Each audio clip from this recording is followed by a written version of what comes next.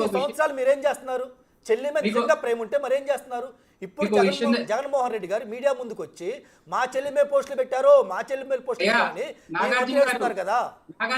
మరి అప్పుడు ఏం చేస్తారు మీరు? 5 సంవత్సరాల అధికారంలో ఏం చేశారు? ఇదే ఈ ఆవేశమే వద్దనేది. అసలు మీరు ఏం మాట్లాడతారో ఏమో తెలియకుండా నిజాలు మాట్లాడితే ఇలాగే ఉంటుంది సార్. నిజాలు మాట్లాడితే ఇలాగే ఉంటది.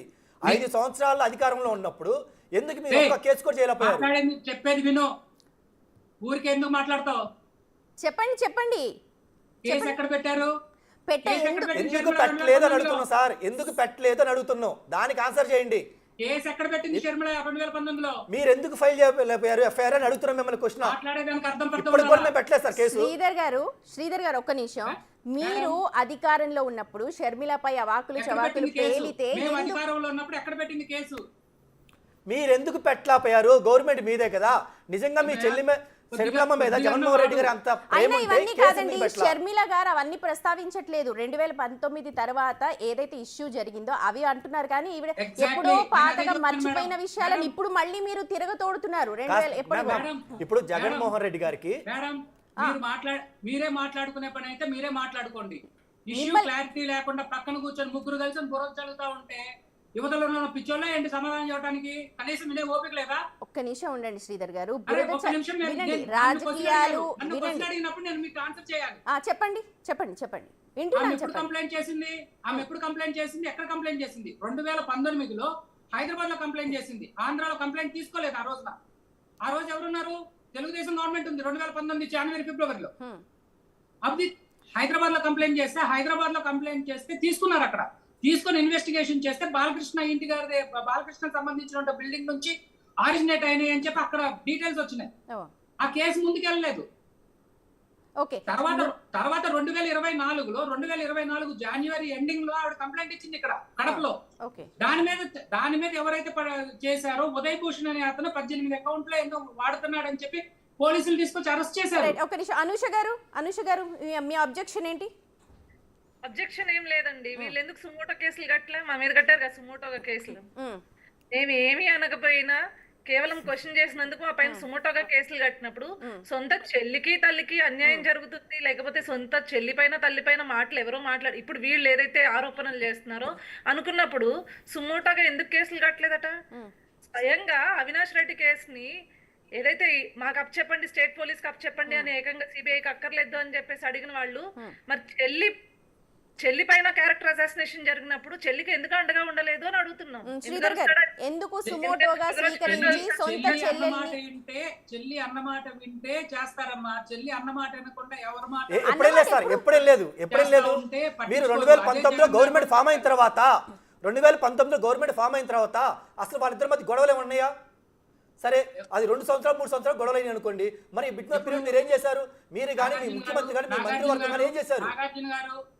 అది సమాధానం చెప్పండి సార్. మీరు ఈ రోజు కాదండి, ఈ రోజు షర్మిలమ్మ వల్ల రవీందర్ రెడ్డిని లేదంటే వివేకానంద ఎవరైతే చంపారో అవినాష్ రెడ్డి మీద ఎందుకు అరెస్ట్ చేయాలని క్వశ్చన్ చేస్తుంటే ఇప్పుడు మీ చెల్లి మీద ప్రేమ ఎందుకు కురిపిస్తున్నారు?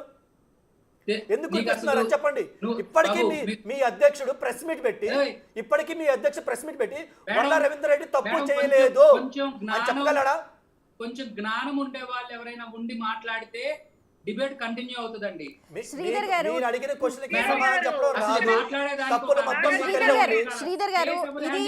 ఇది బేస్లెస్ క్వశ్చన్ కాదు. స్వయంగా షర్మిలనే అడిగారు. షర్మిలనే నేను అడుగుతా ఉన్నాను. వివేకానంద రెడ్డి గారు కేసు ఎవరు హ్యాండిల్ చేస్తున్నారు?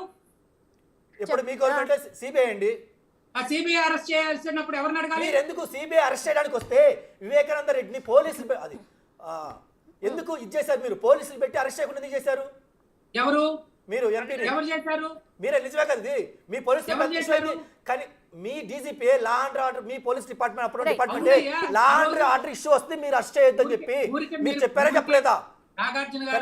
కనీసం వివేకానంద కూతురు ఎవరైతే ఉన్నారో సునీతమ్మే చెప్పింది సార్ బయటికి. నాగార్జున గారు తలపెక్క సమాధానాలు చెప్పే పని అయితే మానేయండి. నిజాలు మాట్లాడితే మీకు భయం. నిజాలకు ఆన్సర్ చెప్పలేరు.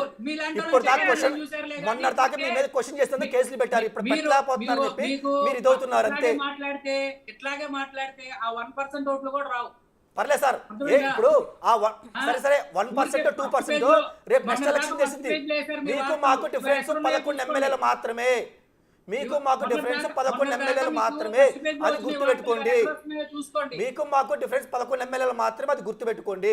అరే 11 ఎమ్మెల్యేలు అసలు మీకు అది చరిత్ర చాలా టైం ఉందండి. 11 ఎమ్మెల్యేలు మీకున్నా మీరు దండగ సార్. 11 ఎమ్మెల్యేలు ఉన్నా మీరు వేస్ట్. మేము లేకపోయినా మా శర్మ రోడ్డు మీద గురించి ప్రశ్నిస్తుంది మా శర్మమ్మ. మరి మీరు ప్రశ్న మాట్లాడుతున్నారు. చేసుకోమని చెప్పు. ఇప్పుడు చంద్రబాబు గారి గవర్నమెంట్ ఉంది కదా, చంద్రబాబు గారి చుట్టూ తిరుగుతానే ఉన్నారు కదా. మాకేం అవసరం సార్? ఈ మాటని ఖండిస్తారు. మాకేం అవసరం? మీ ఎంపీ మీకు సిగ్గు లేక మీ రాజ్యసభ ఎంపీ పోయి ఏబిఎన్ రాధాకృష్ణ కాళ్ళు పట్టుకున్నారు తెలుసా మీకు? ఆయన కాళ్ళు పట్టుకుని ఆయన సంకరాకి నా మీద రావద్దు అని ఇచ్చేసారు తెలుసా మీకు? కనీసం మీకు అది ఇగితగానే వచ్చిందా? ఆయన ఏబిఎన్ రాధాకృష్ణ మొన్న ఏమన్నారు? ఓపెన్ మొన్న ఏబిఎన్ రాధాకృష్ణ గారు ఏమన్నారు? చర్చకి నేను సిద్ధం, మీరు వస్తారన్నాడు. మరి మీ రాజ్యసభ ఎంపీని కూర్చోబెట్టొచ్చు కదా. మీరు బాబు గారితో, మీరు లోకేష్ గారితో, మీరు పవన్ కళ్యాణ్తో లాలూచి పట్టడానికి ఏబిఎన్ రాధాకృష్ణ గారిని మీ ఎంపీని పంపించి మాట్లాడించారు.